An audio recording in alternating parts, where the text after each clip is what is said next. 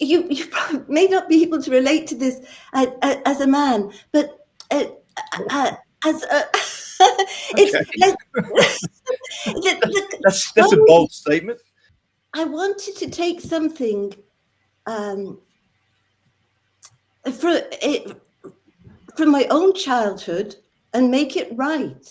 My heroine had some of the problems that I faced as a child.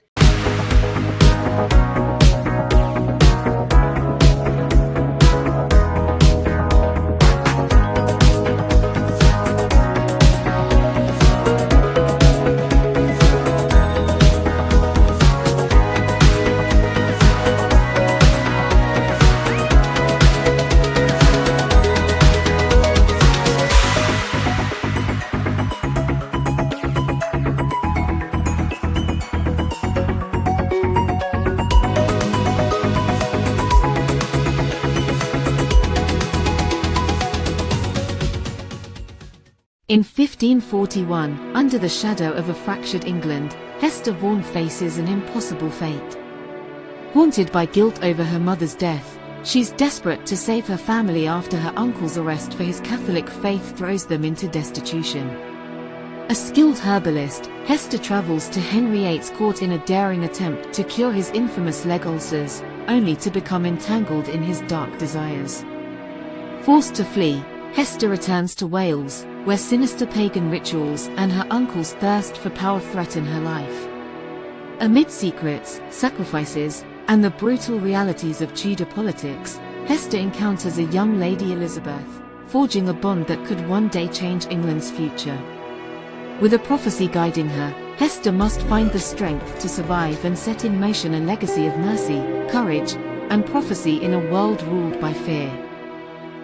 Hi, welcome to sunny Sydney. My name is Paul Rushworth-Brown, host of History Bards, Down Under Interviews, and in association with Meet the Author in the US.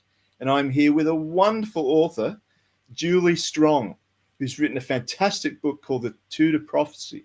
Now, Julie, you've written academic papers on Greek ancient history, so with regard to insanity. So what made you change your mind and get away from that and start writing about the Tudor time period and the Reformation? But to move to the Reformation is because that had all the turbulence and the violence that I needed for the backdrop for my two heroines, who in a way are ordinary women who run foul of Henry VIII and his terribly unjust decrees.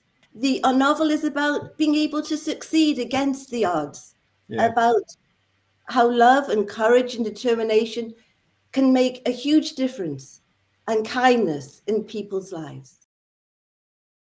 Bards Sing of Love and War is a captivating historical novel set in 11th century Wales, where love, honor, and ambition clash amidst the Norman invasion.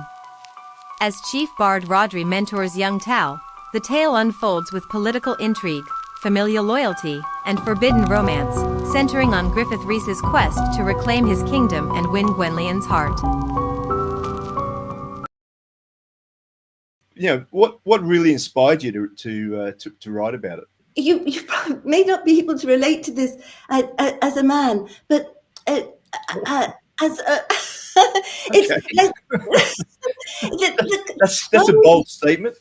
Well, all right, maybe you can, and I take it back then. But I'm very in touch with my feminine side. Thank you very much. Right, okay then. Tell me about your writing process. The only way that I could sit down and work on it was to make the process of writing it into my friend. And once I realized that this was my friend, then I started, the characters, they just came and they became my friends. Then I was off on a streak. All I had to do was to put my heroine in these beautiful clothes and to do, Paul, I don't remember the name of the author that says you put your protagonists, your heroes, your heroines in a tree, you fling rocks at them, you fling more and more and more rocks at them, and eventually you stop flinging the rocks and let them down off the tree. but the initial process was I wrote 1,000 words a day. When you obviously you've done a lot of research for the novel, The Tudor Prophecy. Yes. Was there anything that through your research that really surprised you or shocked you? This act that Henry passed allowed herbalists to practice their skills without having to be afraid of being charged with witchcraft. Yeah. Step into the rugged world of Plymouth, 1620, where Sarah, a courageous woman, embarks on an unforgiving journey in the New World. Amidst the treacherous unknown, she faces starvation, death, and the harsh realities of early colonial life. On the wings of the red-tailed hawk, masterfully weaves historical authenticity with an inspiring tale of resilience, as Sarah discovers her inner strength to survive against overwhelming odds. This award-winning novel, lauded for its evocative writing and powerful portrayal of women's triumphs in history, is a must-read for lovers of gripping historical fiction. There was there's something in Tudor Prophecy about a young Elizabeth and Hester. Do you want to talk briefly about that? Oh, I do. Thank you, Paul, because the Tudor Prophecy really follows Elizabeth, because my heroine Hester meets Elizabeth. As you know, Elizabeth lost her mother when she was 2.5, when Anne Boleyn was beheaded. And so Elizabeth has all sorts of issues about her mother, in a way, as does Hester. So Hester and Elizabeth they're able to bond over this common loss. Mm-hmm. And Hester is able to extract from the young Elizabeth a promise that when Elizabeth comes to ascend to the throne, that she will be a merciful ruler. Discover the extraordinary life of George Matcham, the man who dared to cross continents in an era of exploration and intrigue. Born in Bombay under the East India Company's watchful eye, George embarked on 3 monumental overland journeys between Asia and England. His adventures set the stage for a remarkable story, culminating in his marriage to the beloved sister of the future Lord Admiral Nelson. Through his intimate connections with Nelson and the enchanting Emma Hamilton, George's life is vividly brought to life with authentic period press clippings and eyewitness accounts. Dive into a most unsettled man for an unprecedented glimpse into the private life of an 18th century English gentleman. In the sultry streets of colonial Singapore, an ominous visitor brings darkness and death. Harriet Gordon, now finding her footing as a teacher at a girls' school, grapples with the uncertainty in her relationship with Robert Curran. Recently back from a long stint in Kuala Lumpur, Curran's hopes for a long-awaited promotion are dashed when the post is handed to an old foe from Scotland Yard, deepening his frustration. The arrival of the colonial Foreign Secretary, Sir Henry Cunningham, stirs memories of one of Curran's most troubling unsolved cases. When a young girl mysteriously dies at a ball held in the Secretary's honor, Curran finds himself at odds with his new superior. Confiding his growing suspicions to Harriet, he is devastated when she inadvertently betrays his trust, placing his career in jeopardy.